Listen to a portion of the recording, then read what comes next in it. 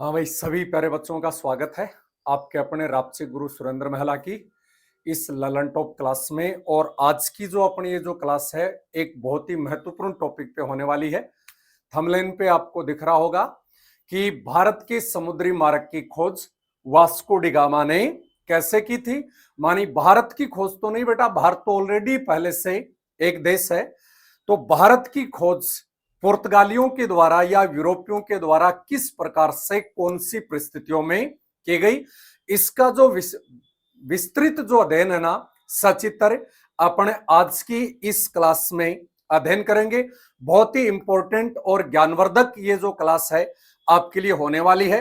तो एक बार जितने भी बच्चे लाइव जुड़े हैं, प्यारे बच्चे सभी जो स्टूडेंट्स हैं, इस इंपॉर्टेंट टॉपिक थ्योरी क्लास को एक बार बेटा सभी बच्चे लाइक और शेयर कर देना है। और जो चैनल पे नए हैं बेटा वो अपने चैनल को सब्सक्राइब जरूर कर लें।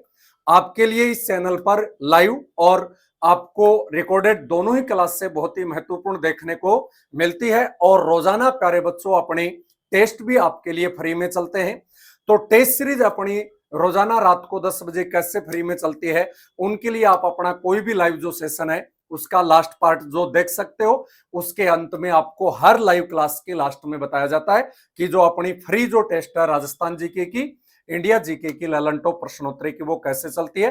तो आज का अपना जो टॉपिक होने वाला है कि वास्को डी गामा ने किस प्रकार से भारत के समुद्री मार्ग की या भारत की खोज की, क्या क्या परिस्थितियों का उन्हें सामना करना पड़ा। तो देखो किस प्रकार से यूरोप से भारत आने वाले सीधे समुद्री मार्ग को खोजा जाता है।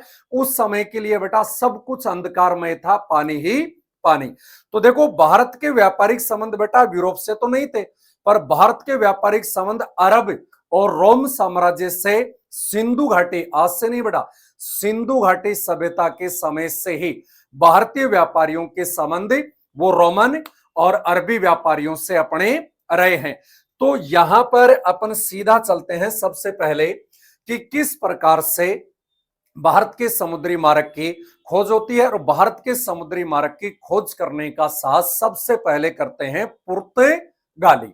ये सबको बताया भारत के समुद्री मार्ग की खोज किसने की, वास्को डी गामा ने। और यहां से क्वेश्चन भी प्यारे बच्चों बार बार एग्जाम में आते हैं। और आज की भी क्लास से आपको बहुत इंपॉर्टेंट क्लास होने वाली है, बहुत रोचक जानकारी आपका अपना ये रापची गुरु सुरेंद्र महला आपको देने वाला है। तो प्यारे बच्चों ये खोज क्यों की जा रही है, आज भी नई नई चीजों की खोज हो रही है, मानी अर्थव्यवस्था को बढ़ाने के लिए या व्यापार को मजबूत करने के लिए। तो देखो होता क्या, यूरोप एक ठंडा महाद्वीप देश है बेटा। यूरोप देश के जो या यूरोप महाद्वीप के जो देश है ना, वो प्यारे बच्चों सारे ठंडे देश है, मानी बर्फीले देश हैं। और इन ठंडे देशों के लोगों को लंबे समय तक जीवित रहने के लिए और इनको अपने शारीरिक विकास के लिए इनको सबसे ज्यादा जरूरत होती है बेटा, आज भी यूरोप महाद्वीप के देशों को जरूरत होती है गरम मसालों की। जैसे गरम मसालों में लौंग, काली मिर्च आती है, इलायची आती है, अदरक आती है, नारियल आते हैं। और ये टोटल मसाले बेटा सबसे ज्यादा अफगानिस्तान और भारत में पाए जाते हैं। लौंग हो, काली मिर्च हो, इलायची हो, अदरक हो, सूंठ हो, जो भी गरम मसाले हैं, जो शक्ति के लिए, जो विकास के लिए, जो मानव को लंबे समय तक जीवित रहने के लिए चाहिए।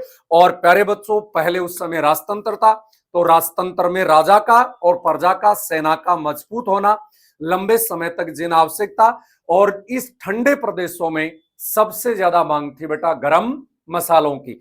तो यूरोप का जो भी राजतंत्र था, यूरोप में जो भी राजतंत्र थे, स्पेन का था, पुर्तगाल का था, इंग्लैंड का था, ये क्या है, उन नए नए द्वीपों की खोज करते थे या उन नए नए द्वीपीय देशों की खोज करते थे जिनके पास पर्याप्त मात्रा में मसाले मौजूद होते थे। मसाले भी गर्म और महंगे, जिनको आज अपन जानते हैं, जैसे काली मिर्च है, लौंग है, इलायची है, सुपारी है, अदरक है, नारियल है, काजू है।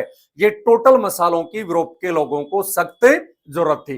तो प्यारे बच्चों होता क्या है, सबसे पहले साहस करता है स्पेन का, और खोज के लिए नाविकों को भेजा जाता था बेटा, जो एनी टाइम समुद्रों में चलते रहते थे।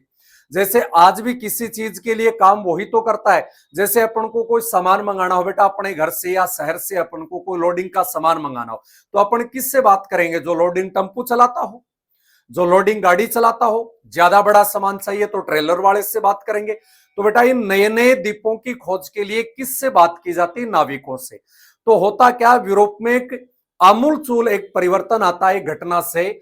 घटना क्या है? घटना है प्यारे बच्चों 1492 में कोलंबस नामक व्यक्ति जो भारत के समुद्री मार्ग की खोज के लिए निकलता है। कोलंबस नामक व्यक्ति जो भारत के समुद्री मार्ग की खोज के लिए और मसालों के लिए निकलता है 1492 में। परंतु बेटा वो समुद्र में, प्रशांत महासागर में रास्ता भटकने से और ये 1492 में ये कोलंबस खोज कर लेता है किसी नए देश की, किसी नए भूखंड की, किसी नई जमीन की ये खोज कर लेता है। और उस जमीन को, उस नए भूखंड को आज कहते हैं अमेरिका। अमरीको वेस्पुकी के नाम पर इस जमीन का नाम क्या रखेगा? America, USA. तो 1492 में अमेरिका की खोज हो जाती है स्पेन देश के कहने से। कौन से देश के कहने से? स्पेन देश के। अब स्पेन का पड़ोसी पुर्तगाल है बेटा। तो पुर्तगाल के राजा के पास जब ये बात पहुंची, पुर्तगाल के राजा के पास जब ये बात पहुंची कि तेरे पड़ोसी राजा ने एक बहुत बड़ा मसालों वाला द्वीप खोज लिया, तो वो तेरे से ज्यादा ताकतवर और तेरे से ज्यादा अमीर होने वाला है। तो इस प्रकार से इनको अभी नहीं पता कोलंबस को कि मैंने खोजा क्या। देखो कोलंबस निकला था भारत की खोज के लिए, पर समुद्र में रास्ता भटकने से इसने जो भी भूखंड खोजा उससे बेटा उस समय तीसरी दुनिया नाम दिया गया। और उसी तीसरी दुनिया को आज अपन अमेरिका कहते हैं। Yes sir. तो अमेरिका की खोज 1492 में हुई, कोलंबस ने की। तो ये बात जब पुर्तगाल देश के राजा को पता चलती है, तो पुर्तगाल देश के राजा ने कंपटीशन की भावना जागृत हुई बेटा, लालच आया। तो वो क्या करते हैं, जो साहसी नाविक था पुर्तगाल का, जो लंबी लंबी समुद्री यात्राएं करने के लिए उसका दल माहिर था, मानी वास्को डिगामा एक बहुत साहसी नाविक था कोलंबस की तरह, और जो समुद्रों में लंबी लंबी दूरी तय करने में माहिर था। तो पुर्तगाल के राजा के द्वारा वास्को डिगामा के दल को बुलाया जाता है, और वास्को डिगामा को जो व्यवस्था होती है जहाजी बेड़े की वो करके और उससे मसालों वाले द्वीप की खोज के लिए रवाना कर दिया जाता है। तो लोकल सी सामान्य बात समझ में आई कि इस प्रकार से भारत की खोज के लिए निकलेगा वास्को डिगामा, कोलंबस के प्रेरणा से, कोलंबस से प्रेरित होकर। तो सबसे पहले देखो 1497 में, मानी अमेरिका की खोज के कितने साल बाद? 5 साल बाद 1497 में पुर्तगाल की राजधानी लिस्बन में समुद्र के किनारे 4 जहाज खड़े थे। तो कितने जहाज पुर्तगाल के राजा ने तैयार किए? सबसे पहले तो ये देखना है पुर्तगाल किस महाद्वीप का देश है? यूरोप का। क्लियर सर जी। पुर्तगाल की राजधानी बार बार एग्जाम में आती है और अपने आती रहेगी। पुर्तगाल देश की राजधानी कौन सी है? लिस्बन। लिस्बन के समुद्र तट पर ये खड़े 4 जहाज, ये रहा लिस्बन का काल्पनिक चित्र। 4 जहाज खड़े हैं पुर्तगाल के राजा के आदेश से। Yes sir. और उन पर 4 जहाजों पर 170 साहसी नाविक सवार थे, और इन 170 नाविकों का नेता है वास्को डिगामा। इन 170 जो भी नाविक है बेटा, साथ चाहिए, ग्रुप चाहिए, बहुत लंबा टाइम लगेगा समुद्र में चलना। समुद्र में चलना बेटा खांडे की धार है, मारवाड़ी में बोलूं तो बहुत मुश्किल काम है बेटा। लहरों से टकराना, तूफानों से टकराना, समुद्री जीवों से टकराना, पग पग पर मौत का खतरा। तो इस दल का नेता कौन है? तो यहां क्वेश्चन बनेगा, भारत की खोज करने वाले बेड़े में कितने जहाज सवार थे? 4। कितने नाविक थे? 170। किसी को नहीं पता था कि आगे क्या मिलने वाला है, नई जमीन, अनजान समुद्र या मौत। मानिए 170 व्यक्ति जो हैं और इनका नेता वास्को जो डिगामा है 4 जहाजों में चल दिए हैं, पर इनको पता ही नहीं है कि आगे नई जमीन मिलेगी कि तुम जिस मसालों वाले द्वीप की खोज के लिए निकले हो, अपने राजा को प्रसन्न करने के लिए निकले हो, एक नई क्रांति के लिए निकले हो, क्या तुम्हें नई जमीन मिलेगी या तुम्हें कोई अनजान समुद्र में तुम्हें मौत मिलेगी? इनको नहीं पता 170 व्यक्तियों को। तो बेटा हर काम करने में रिस्क है, पढ़ने में भी रिस्क है, पढ़ने में भी रिस्क है। मेहनत करोगे तो वास्को डिगामा की तरह सफलता मिलेगी। यहां तक प्यारे बच्चों क्लियर? और यहां तक क्लियर नहीं, यहां क्वेश्चन कितने हो गए? क्वेश्चन बेटा 4 हो गए। अमेरिका की सबसे ठंडा महाद्वीप, मानव वाला ठंडा महाद्वीप यूरोप, वैसे तो अंटार्कटिका है, ठीक है। यूरोप महाद्वीप को सबसे ज्यादा जरूरत किसकी थी? गरम मसालों की। 1492 में कोलंबस ने किसकी खोज की? अमेरिका की। किसके आदेश से? स्पेन। और अमेरिका को उस समय क्या नाम दिया गया? तीसरी दुनिया। तीसरी दुनिया का नाम अमेरिका क्यों रखा गया? अमेरिको वेस्पुकी के नाम पर। और फिर पुर्तगाल के राजा ने अपनी 700 नाविक को ऑर्डर देता है। राजा के ऑर्डर से, राजा की प्रेरणा से, राजा के आदेश से 4 जहाज तैयार होते हैं, 170 नाविक तैयार होते हैं, पर पता नहीं है उनको आगे क्या होने वाला। चल दिए हैं 1497 में। कहां से चले? पुर्तगाल की राजधानी लिस्बन से। Yes sir, clear. आगे देखो, इन जहाजों का कप्तान है वास्को द गामा या वास्को डिगामा, जो भारत में आने वाला पहला पुर्तगाली बनेगा। पर ध्यान देना बेटा, इन 170 में से 70% व्यक्ति मारे जाएंगे। 70% व्यक्ति समुद्र में मर जाएंगे, अलग अलग कारणों से, जो आगे बताऊंगा कि कौन कौन सी मुसीबत आई। 170 चले थे, 70-80% आदमी मर गए रास्ते में, एक आधे जाते समय मर जाएंगे। यस सर, बहुत मजेदार टॉपिक होने वाला है बेटा। आपको ऐसा लगेगा कि यार बहुत कुछ नया सीख के आए। कितना नया सीखा, आज की क्लास कैसी लगी है? क्लास पूरी होने के बाद कमेंट बॉक्स में गुरु दक्षिणा में सिर्फ कमेंट देके जाने हैं। सुरेंद्र महिला आपको पता ही है, फीस लेता नहीं है, गुरु दक्षिणा लेता है, कमेंट और लाइक। यस, अब देखो, चल दिए कप्तान कौन है? Vasco da Gama. और वो पुर्तगाली नाविक था, देखने में एक सामान्य सा ड्राइवर है, नाविक है, और पर इरादे बहुत मजबूत है। उसके सामने एक ऐसा मिशन है जो भारत का ही नहीं, जो यूरोप का नहीं, जो पूरे विश्व का इतिहास बदलने वाला है। और एक नए समुद्री मार्ग की खोज होने वाली है और बहुत कुछ बदलेगा, आधुनिक दुनिया की ये नींव रखने वाला है। चल दिया है बेटा, कितने जहाज चले? 4, और ये चल दिए हैं बेटा चारों जहाज पानी के अंदर। आगे देखो, सफर शुरू हुए कई हफ्ते तक चारों ओर सिर्फ समुद्री समुद्र था। मानी सफर 4 जहाजों का 170 व्यक्तियों का शुरू हो चुका है। चारों ओर कुछ भी नहीं है, पानी ही पानी, समुद्र ही समुद्र है। जमीन का कहीं पर भी कोई निशान नहीं है।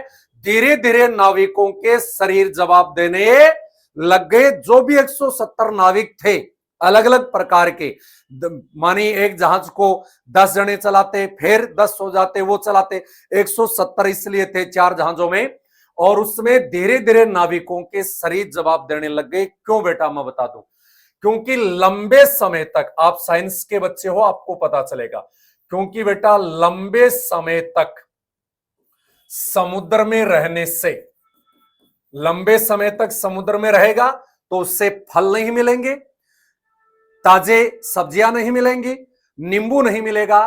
तो लंबे समय तक समुद्र में रहने से कोई भी व्यक्ति हो, चाहे नाविक हो, चाहे मर्चेंट नेवी का व्यक्ति हो, चाहे जल सेना का व्यक्ति हो, विटामिन सी की कमी हो जाती है बेटा।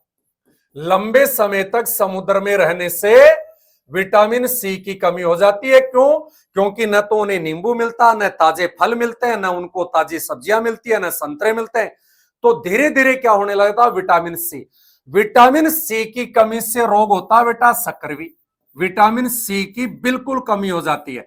और आपको पता ही होगा, विटामिन ए की कमी से रतौंधी, विटामिन बी की कमी से बेरीबेरी, विटामिन सी की कमी से सक्करवी रोग, और विटामिन डी की कमी से रिकेट्स रोग या सूखा रोग होता है। Yes sir. तो ये जो सक्करवी रोग से ग्रसित हो गए ये 170 नाविक, और जो कमजोर थे वो जल्दी हो गए, और जो जिनमें इम्यूनिटी सिस्टम तगड़ा था, जो मजबूत थे, वो धीरे धीरे होंगे। तो इनमें विटामिन सी की कमी आ जाती है। पता चला बेटा समुद्र में क्यों आती है? ताजे फल नहीं मिलते, वो ताजी हवा नहीं मिलती है, वो ताजी हवा पेड़ों वाली, नींबू नहीं मिला, संतरा नहीं मिली, अब विटामिन सी की कमी से क्या होता है? मसूड़ों से खून आना, दांत अपने आप झड़ते हैं, ऐसे जैसे बाल झड़ते हैं, दांत झड़ने लग जाते, चमड़ी सिकुड़ी जाती है। तो बेटा नाविकों के शरीर जवाब देने लग गए, सक्करवी जैसी बीमारी फैलने लगी। देखो दांत होता है, मसूड़े खराब होने लगे, दांत झड़ने लगे और शरीर कमजोर पड़ने लगा, चमड़ी से भी बदबू आने लग जाती है बेटा विटामिन सी की कमी से। सबसे पहले तो मुंह पर असर डालती है, सबसे पहले तो मुंह पर असर डालती है। और विटामिन सी मानी मसूड़े खराब होने से रोग आप जानते हो बेटा, है ना? कौन सा रोग इसे कहते हैं? पायरिया रोग भी कहते हैं ना बेटा, मसूड़ों से खून आना एक रोग है बेटा, पायरिया रोग। Yes sir. तो बेटा ये आपका रापची गुरु है ना सुरेंद्र महला, ये बेटा जीके में भी जनरल साइंस पढ़ाता है, जनरल साइंस में जीके पढ़ाता है, एक एक चीज खोल के चलूंगा, टेंशन मत करना। तो इस प्रकार से नाविक, मैंने क्या कहा बेटा 70% नाविक मर जाएंगे। आप सोचोगे कैसे मरेंगे? बहुत कारण है मरने के, बहुत कारण है मरने के, जिसमें मैंने नॉर्मल से मसूड़े खराब होने लगे, दांत झड़ने लगे, ये देखो बेटा दांत झड़ गए, और फिर भी जहाज आगे बढ़ते रहे क्योंकि इनका इरादा चट्टान से भी मजबूत था बेटा, इनका इरादा चट्टान से भी मजबूत था। जहाज चारों रुके नहीं, नाविक थक रहे हैं, मर रहे हैं, पर ये आगे बढ़ रहे हैं, आगे बढ़ रहे हैं। Yes sir. यहां से तो इससे क्या याद हुआ? इससे सर विटामिन सी के बारे में याद हुआ और कुछ नहीं, और ये याद हुआ कि इन 170 नाविकों ने बहुत मुसीबतों का सामना किया। डन? Yes sir. आगे आगे देखो, नवंबर 1497 में चले कब बेटा? चले कब? ये रहा 1497 के शुरुआत में चले और 1497 के लास्ट, नवंबर 1497 में वे अफ्रीका के दक्षिणी छोर पर स्थित केप ऑफ गुड होप पहुंचे। अब ये क्वेश्चन बेटा बहुत तगड़ा है वर्ल्ड ज्योग्राफी का। केप ऑफ गुड होप कहां स्थित है? गुड मानी अच्छी, होप मानी हंस। तो सीधा सा रट लो बेटा, इससे रटना पड़ेगा, मानी समुद्र में एक जगह है अफ्रीका के तट पर। कौन से महाद्वीप?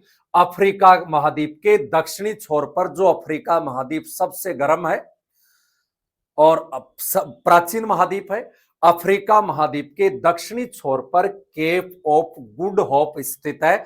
इसको तो बेटा ऐसा कैसा रटो, सीधा क्वेश्चन पूछेंगे केप ऑफ गुड होप कहां स्थित है? अफ्रीका के साउथ छोर पर, जिस पर सबसे पहले कौन पहुंचा है? वास्को डिगामा का ये दल, 170 व्यक्तियों का, 4 जहाजों का, पता नहीं कितने मरे हैं। ठीक है सर, पहुंच गया। अब जो समुद्र सामने था वह वास्को डिगामा के लिए अज्ञाता मानी। यहां तक तो वास्को डिगामा जानता है, ये जो केप ऑफ गुड होप नाम की जो अफ्रीका की जगह है, यहां तक तो बेटा इसकी रोज ड्राइवरिंग का काम था। जैसे आप भी बेटा कहीं जाते हो, जैसे आप अपने घर से कहीं आपको दूर 100 किलोमीटर जाना, तो 15-20 किलोमीटर का रास्ता तो आप जानते ही हो ना, नॉर्मल सा। तो केप ऑफ गुड होप तक तो ये जानता है, यहां तक तो ये सीधा आ गया समुद्र से लड़ता हुआ। अब आगे इसको कहां बढ़ना, रास्ता ही नहीं पता, मानी ये खुद भी रास्ता भटक गया। अब रास्ता बेटा कोलंबस ही नहीं भटका था, अब रास्ता जो है ना वास्को डिगामा का दल भी भटक गया है। अब जो आगे समुद्र दिखाई दे रहा, किससे आगे? अफ्रीका के दक्षिणी छोर से आगे। और वो बेटा आज मैं बता दूं वो समुद्र कौन सा? हिंद महासागर और अरब सागर के टुकड़े हैं, बाद में अरब सागर आएगा। यस, तो केप ऑफ गुड होप तक आराम से पहुंचा है, पर उससे पहले मसूड़े वसूड़े खराब। आगे का जो भी समुद्र है वो अज्ञात है, रास्ता अनजान है। अब दूसरी बात बेटा, उस समय दिशा मापने का यंत्र था, यानी दिशा मापने का यंत्र क्या? कंपास। दिशा ज्ञात करने का यंत्र का नाम क्या बेटा? दिशा ज्ञात करने के यंत्र का नाम है कंपास। और उस समय बेटा कंपास नहीं होता था, तो आप कहोगे गुरुदेव नाविक को समुद्र में दिशा का कैसे पता चलता? तो बेटा दिन में तो नाविक सूर्य के हिसाब से दिशा का पता लगाता, और रात में नाविक ध्रुवीय तारे के हिसाब से, रात में नाविक ध्रुवीय तारे के हिसाब से दिशा का पता लगाता, क्योंकि ध्रुव तारा हमेशा नॉर्थ में ही दिखाई देता। तो ध्रुव तारे से रात में और दिन में ये सूर्य से। बाद में कंपास का आविष्कार होने के बाद तो बेटा समुद्री नाविकों के लिए स्वर्ग जैसा हो गया, आसानी से आगे का समुद्र ज्ञात है, रास्ता भटक गए। ये रहा अफ्रीका का दक्षिणी छोर, केप ऑफ गुड। यहां से तो ये चल दिए, देखो ये चला, यहां तक का रास्ता जानते हैं। आगे जो ये समुद्र है इनको पता ही नहीं, इधर जाना है, इधर जाना है, किधर जाना है। अब इनके गप्पा गोड़ हो गया इनके, पर इनको एक हिंट दी गई, जिस दिशा से इनको पता था गरम मसाले उधर ही मिलेंगे जिधर गरम मानसूनी हवाएं आती हैं। इनको इतना हिंट दिया गया था कि आपको जाना उधर है जिधर से गरम मानसूनी हवाएं आती है, और उधर ही आपको गरम मसाले मिलेंगे, और उधर ही वो द्वीप है जिसके लिए आप खोज के लिए निकले हो। तो बेटा ये चल देते हैं आगे, अज्ञात है, रास्ता भूल चुके हैं, बोलो देखी जागी जो होगी जगी, जय बाबा बजरंगबली की। चलो चल गए हैं, बीमार हैं, तंग है, चल दिए। आगे देखो क्या होता है, आगे आगे ये होता है बेटा, उस समय मानी जब वास्को डिगामा कोलंबस घूम रहे नए नए द्वीपों की खोज के लिए, उस समय भारत के मसालों का व्यापार मुख्य रूप से अरब व्यापारी और वेनिस के व्यापारी करते थे। मानी बहुत महंगे दामों में मिलते थे पुर्तगाल स्पेन को भारत के मसाले, क्यों? या तो अरब व्यापारी बेचते थे वहां, और अरब व्यापारी यूरोपीय व्यापारियों को बताते ही नहीं थे कि हम मसाले लाते कहां से, रास्ता किधर से, बता देते तो गड़बड़ थी। तो ये बहुत महंगा मसाला। और एक वेनिस, वेनिस को बेटा आज इटली या रोम कहते हैं, तो या तो इटली या रोम के लोग यूरोप में मसाला बेचते, या अरब व्यापारी भारत से। भारत और अरब तो बेटा पहले से जानते हैं, अपन तो वैदिक काल से जानते हैं, सिंधु घाटी सभ्यता से अरबों का अपना संबंध रहा है। तो अपने और अरबी व्यापारी जाकर वहां बेचते, पर बताते नहीं हम कहां से लाते हैं।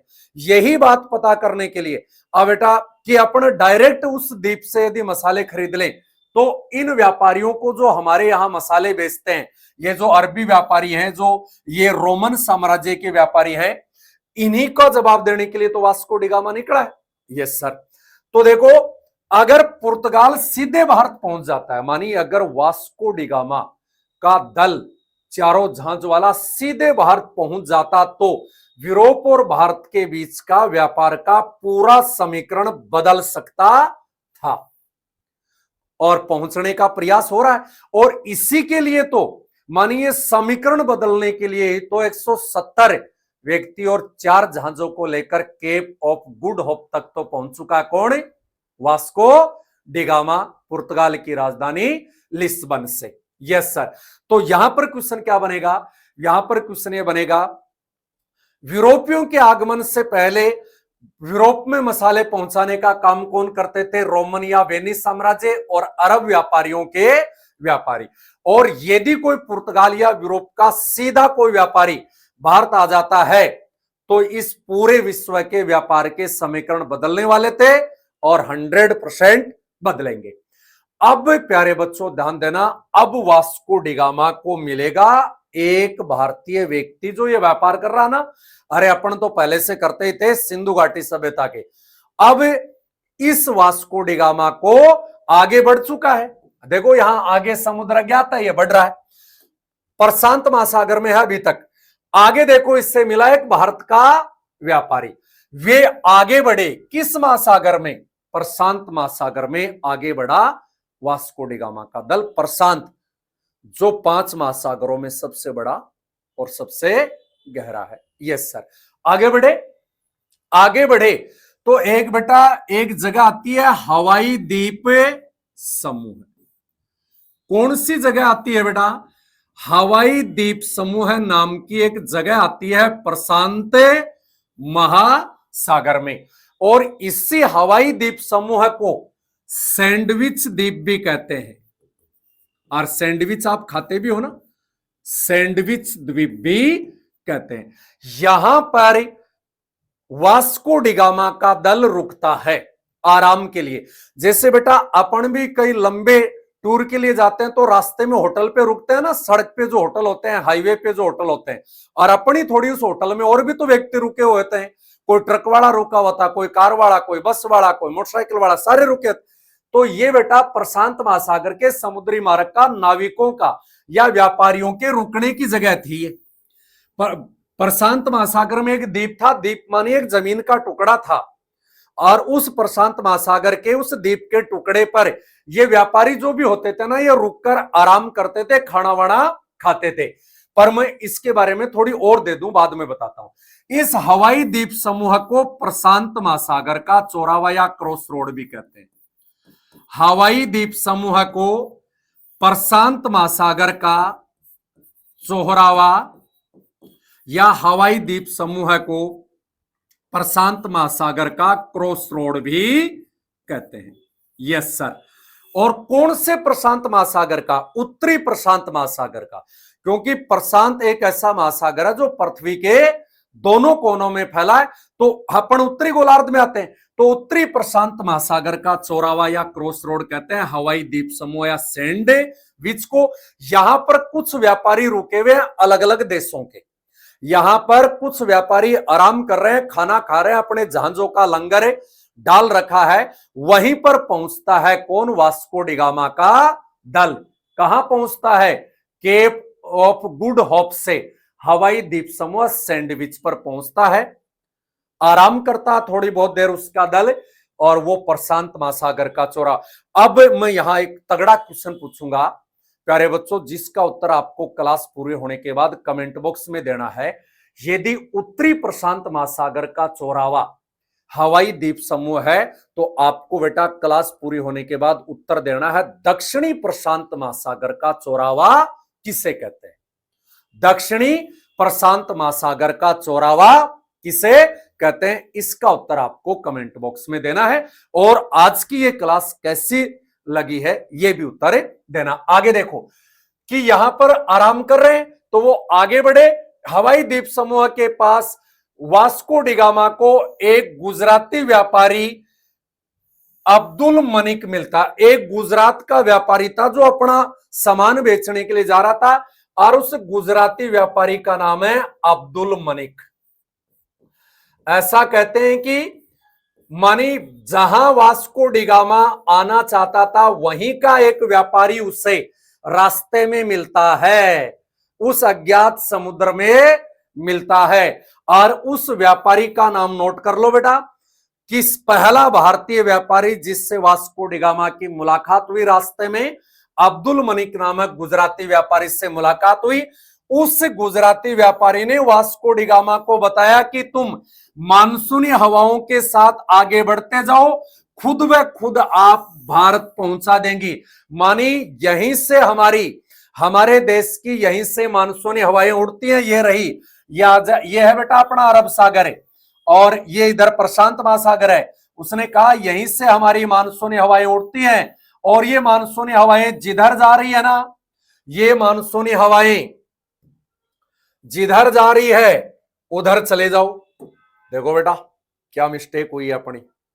ये मानसूनी हवाएं जिधर जा रही है उधर चले जाओ। यस, क्या मिस्टेक हो गई बेटा? ये हो गया, हाँ निकालेंगे मिस्टेक में।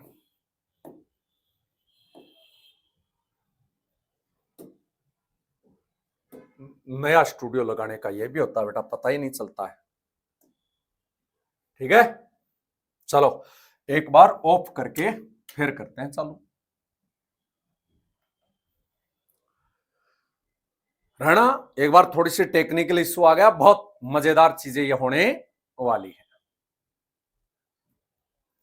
तो यहां पर मौखिक में बताता रहता हूं जब तक अपना चले, कि वास्को डिगामा को गुजराती व्यापारी मिलता है, हिंट दे देता है बेटा। अपन नहीं देते क्या, लेफ्ट में घूम जाना, राइट में घूम जाना, आज से पेड़ आएगा, आज से। तो इसने सीधा बताया जिधर मानसूनी हवाई जा रही है ना, उधर चले जा, भारत पहुंचा देगी तेरे को, तू जिस उद्देश्य के लिए पूरा होगा। तो बेटा भारत में मानसून का प्रवेश किस राज्य से होता है? तब तक खुले आपको पहले बता दूं, भारत में मानसून का प्रवेश किस राज्य से होता है? केरल राज्य से भारत में मानसून का प्रवेश होता है। तो ये सबसे पहले किस राज्य में पहुंचेगा? ये सबसे पहले प्यारे बच्चों केरल राज्य में ही पहुंचेगा। ये सबसे पहले किस राज्य में पहुंचेगा बेटा? ये सबसे पहले केरल राज्य में ही पहुंचेगा ये। Yes sir. गड़बड़ हो गई बेटा, वापिस नहीं चला, क्या मिस्टेक हो गया आज इसके? हाँ,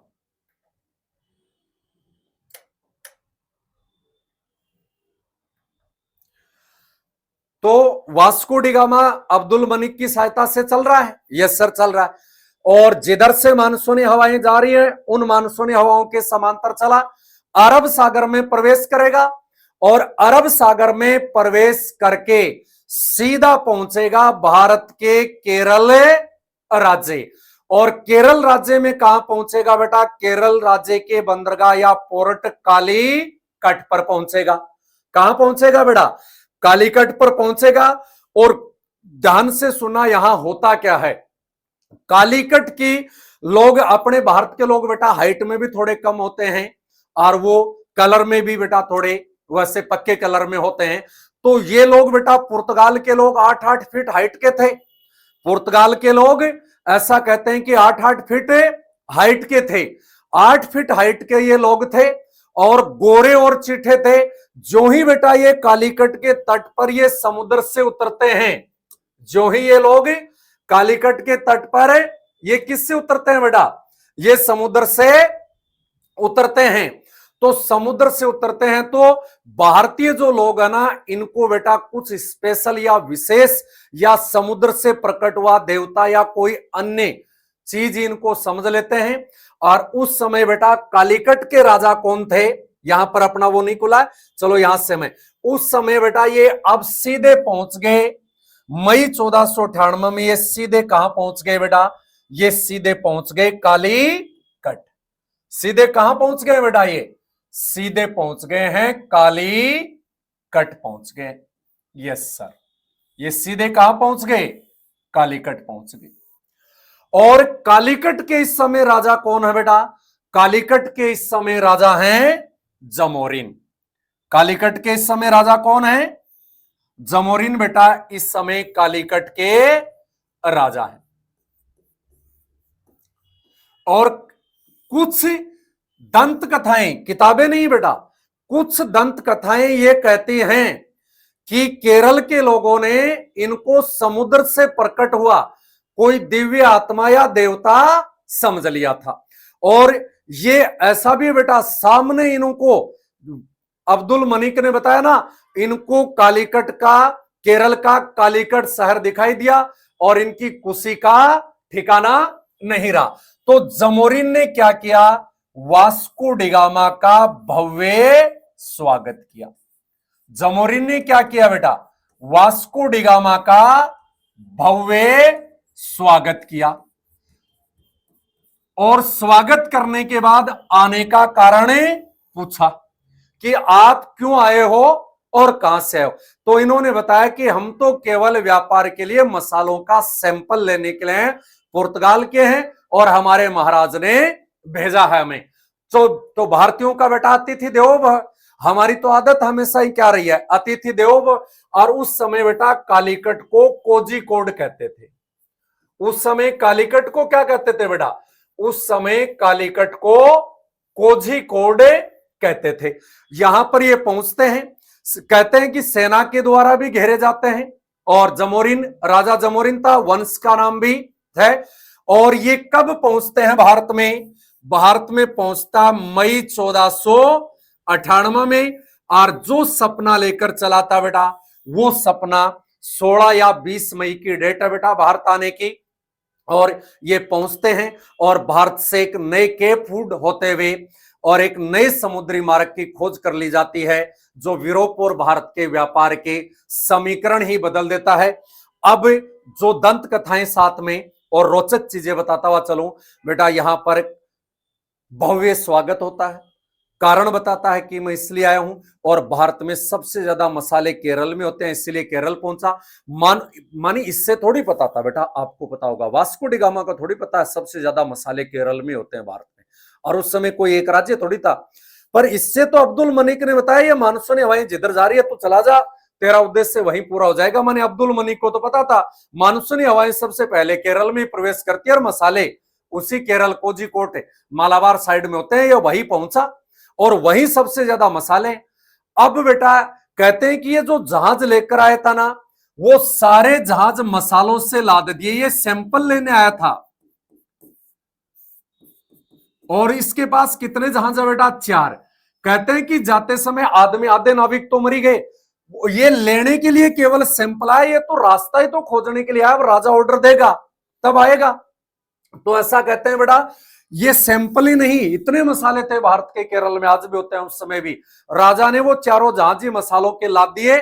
और बेटा इनको कोई दिव्य अलग प्रकार का समझकर इन नाविकों को सोना और चांदी भी भेंट किया। बेटा अपन चढ़ा देते हैं अपनी हमेशा से ये रहे, तो इनको सोना और चांदी भी दान में दे दिया और अपना स्वागत करवा के सैंपल में जहाजे भरकर और वास्को डी गामा कुसी कुसी रवाना हो जाता। दुख इतना है कि साथ के बहुत सारे 700 नाविक बेचारे शहीद हो चुके हैं।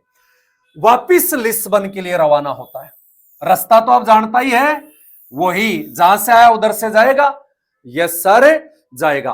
तो भारत कब पहुंचा? क्वेश्चन देखो बेटा, भारत कब पहुंचा? मई 1498 में। कहां पहुंचा? केरल के कालीकट या कोझिकोड। यहीं क्यों पहुंचा? क्योंकि यहीं से भारत में सबसे पहले मानसून का प्रवेश होता है, केरल राज्य की शांत घाटी या साइलेंट वैली से। यस सर, आपने तो ज्योग्राफी में ये पढ़ा दिया। बिल्कुल बेटा, यही तो मेरा पढ़ाने का तरीका है, यही तो पढ़ाने का तरीका है। बस वो चित्र इसलिए लगाए थे कि थोड़े से अपना बेटा टेक्निकल का मुझे थोड़ा ज्यादा ज्ञान नहीं है इसका। गायब हो गए तो हो गए, अपन तो ऐसे पढ़ा देंगे, ऐसे बता देंगे। चित्र में थोड़ा मजेदार समझ में आ रहा था, 3 ही स्लाइड बची थी, वो ऐसे बता देते हैं। अब देखो आगे कहानी क्या होती है, यहां तक याद कर लो। कालीकट बंदरगाह कहां? केरल में। कोझिकोड कहां? केरल में। केरल में क्यों पहुंचा? क्योंकि मानसून केरल में पहुंचता है। इसे मानसूनी हवाओं के समांतर जाना बताया। किसने बताया? भारत के गुजराती व्यापारी अब्दुल मनिक ने। वो तो जानता ही है सारे रास्ते। और जमोरिन ने स्वागत किया और सोना चांदी दिया, सैंपल में जहाज लाद दिए। अब बेटा ये क्या है? इसी मार्ग से जा रहा है। अब आपने एक नाम सुना होगा, लुटेरे। बेटा धरती पर ही नहीं, लुटेरे अनादिकाल से हैं। लुटेरे समुद्र में भी होते हैं और समुद्री लुटेरों को बेटा इंटरलोपर कहते हैं। समुद्री लुटेरों को क्या कहते हैं? इंटरलोपर कहते हैं। और एक चीज और ध्यान में देखना बेटा, जब वास्को डी गामा ने भारत की खोज की मई 1498 में, उस समय भारत का राजा है, दिल्ली का राजा है सिकंदर लोदी। उस समय भारत का राजा कौन है यह भी पूछा जा सकता है। तो 1498 में दिल्ली का सुल्तान कौन था? सिकंदर लोदी। बाद में बनेगा इब्राहिम लोदी। इब्राहिम लोदी हारेगा 1526 में पानीपत के पहले युद्ध में, भारत में आएगा मुगल वंश। तो ये वापिस 1498 में रवाना हो चुका है, सैंपल में सोना चांदी लेकर, वो भी फ्री में, और मसालों से लदे जहाज लेकर। समुद्र में लूटने वाले को इंटरलोपर कहते हैं। पहली बार देखो इन डाकुओं ने, समुद्री डाकुओं ने पहली बार इतने मसाले और इतना सोना, इतना चांदी एक साथ देखा। देख के आश्चर्य में पड़ गई। अब ये आदमी 170 नहीं बचे हैं बेटा, मैंने क्या कहा? 70% तो मर गए हैं सकरवी से और रोगों से, इनसे। तो अब बेटा इनको लूटते हैं समुद्री लुटेरे। जितना मन किया वास्को डी गामा को लूट लेते हैं। लूटने वाले ये जो लुटेरे हैं ना, बस यही ध्यान में पकड़ना, आपको आगे इंटरेस्ट जाएगा अगले टॉपिक में। ये जो समुद्री लुटेरा है, इन समुद्री लुटेरों का जो नेता है ना, जिसे इंटरलोपर कहते हैं, समुद्री लुटेरों का जो नेता है वो इंग्लैंड का था, अंग्रेजों का था। और वो इनको लूट कर पूछता है, अरे यार मैंने इतने दिन हो गए समुद्री जहाजों को, व्यापारियों को लूटते हुए, मैंने इतना धन आज तक नहीं देखा, तू कहाँ का व्यापारी है? ये बोला, मैं तो कहीं का व्यापारी नहीं हूं, मैं तो ड्राइवर हूँ, रास्ते खोजता हूँ, राजाओं को रास्ते बताता हूं, मैं तो राजाओं का ड्राइवर हूँ, नाविक हूँ। तो बात पे अचंबा, इसको अफसोस हुआ कि यार ऐसे कैसे हो सकता है एक ड्राइवर के पास इतना। तो बोला उस, अब वास्को डी गामा ने क्या कहा? वास्को डी गामा को जिंदा पहुंचना बहुत जरूरी है लिस्बन, चाहे वो लूट पूरा जाए, माने उससे तो सैंपल, मानी उसका काम पूरा हो चुका है। चाहे उसकी तरफ से पूरा सोना लूट ले ये लुटेरे, चाहे पूरे मसाले लूट ले, जहाज में नीचे नीचे सैंपल तो पड़ा मिल ही जाएगा ना। बस वो खुश है, वो लूट से भयभीत नहीं है कि यार मेरा लूट रहे, वो सोचे कि मेरे को जिंदा छोड़ दे, मारे ना। तो जितना जी करता है ना इन समुद्री लुटेरों का, जिनका नेता इंग्लैंड का है, बेचारे वास्को डिगामा को लूट लेते हैं, पर पूरा भी नहीं लूटते हैं। उनका मन किया, उनके पास छोटे छोटे जहाज थे, उनमें भरा, इसके पास बड़ी जहाज थी, ये भरा हुआ था सोने चांदी मसालों से। उनका मन किया, ओ भाई इतना हाथ लग गया, भाग गए। अब भाग गए तो भागते इसने जिंदा क्यों छोड़ा बेटा? वास्को डिगामा ने कहा, देख मैं तेरे को बता देता हूं भाई लुटेरा, मैं कोई व्यापारी नहीं हूं, इधर एक देश है, मेरे को तो फ्री में दिया, ऐसे इशारा कर दिया, बोलो इधर एक देश है, ये मानसून हवाएं आ रही है ना, इधर एक देश है और मैं तो वहां से फ्री में लेके आया। विश्वास नहीं हुआ, विश्वास नहीं हुआ, पर वास्को डिगामा को छोड़ दिया। वास्को डिगामा का काम पूरा होता है, वास्को डिगामा पहुंच जाता है वापिस लिस्बन, अपने राजा को सैंपल और बचा हुआ सोना चांदी भेंट करके कहता है कि आपने जो काम दिया 100% करके, और राजा खुश होता है। अब राजा खुश होकर कहता है पुर्तगाल का कि यार तू बातचीत करके आया है, वहां के राजा से बोलो साहब करके आया मित्रता। तो वास्को डिगामा को दोबारा भेजा जाता है। वास्को डिगामा ने भारत की दूसरी यात्रा करेगा, पहली यात्रा खोज के लिए वास्को डिगामा ने अब भारत की दूसरी यात्रा करी 1503 में। वास्को डिगामा ने भारत की दूसरी यात्रा कब की बेटा? 1503 में। इस बार वो यात्रा करता है पुर्तगाली व्यापारियों को भारत में आने की छूट दिलाने की, और वो उससे मिल जाती है। तो भारत में आने वाली प्रथम यूरोपीय जाति कौन सी बनी बेटा? भारत में आने वाली प्रथम यूरोपीय जाति बनी पुर्तगाली। भारत में आने वाली पहली यूरोपीय जाति कौन सी बनी? पुर्तगाली। और भारत में आने वाला पहला यूरोपीय कौन बना?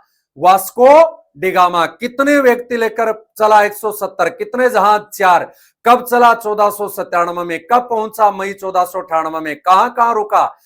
अफ्रीका के तट पर रुका, बीच में अब्दुल मलिक मिला, पहुंचा, पर एक समुद्री लुटेरे ने लूट लिया। वो कहानी अभी यहां से देखो। अब ये तो हुआ बेटा भारत के मार्ग की खोज, और भारत में सबसे पहले पुर्तगाली आए 1498 में, और भारत में सबसे बाद में पुर्तगाली जाएंगे 1961 में। किस राज्य को आजाद करके बेटा? गोवा राज्य को आजाद करके जाएंगे। बिल्कुल बेटा क्लियर, एकदम से कहानी रूप में पॉइंट टू पॉइंट समझ में आया? यस सर आया। तो क्लास के एंड से पहले एक बार वो बता दूं, वो लुटेरे वाली कहानी की भारत में अंग्रेज कैसे पहुंचे। तो वो लुटेरा अंग्रेज था, किसको लूटता है? वास्को डिगामा को। अब वास्को डिगामा ने उससे क्या बताया कि इधर मानसून हवाएं, ये केरल है बेटा, तो वो कहते हैं कि वो अंग्रेज लुटेरा यहां तक आता है और देखता है कि वास्को डिगामा ने जो मेरे को बताया वो सही है या नहीं है, वो मेरे को चकमा देके भागा है। तो वास्को डिगामा ने इस लुटेरे को, अब इस लुटेरे का नाम बताऊंगा अगली क्लास में, भारत में अंग्रेजों का आगमन वाला पार्ट होगा ना बेटा, लाइव जुड़ना मत भूलना, उससे भी बहुत तगड़ा पार्ट है बेटा। वो डकैत कौन था? वो लुटेरा जो वास्को डिगामा के बताए मार्ग पर आता है पर भारत की जमीन पर कदम नहीं रखता है, देख के चला जाता है कि यार इतना धनाढ़ देश है, चला गया। अब वो अंग्रेज जाकर इंग्लैंड में जो लूटा हुआ सोना बेचता है, तो अंग्रेज का सुनार है ना, अंग्रेज का जो व्यापारी है, उसने भी जिंदगी में पहली बार इतना सोना एक साथ देखा। अरे उस अंग्रेज लुटेरे ने जिसने वास्को डिगामा को लूटा था, और पूरा तो लूटा ही नहीं है, उसके पास छोटी सी जहाज थी, उतना ही लूटा है। इतना माल एक साथ देखकर उसने बोला, अरे मेरा काका, मेरा बाप, ये लाया कहां से? आज तेरे कौन सी मुर्गी हाथ लगे? बोलो चिंता मत करे।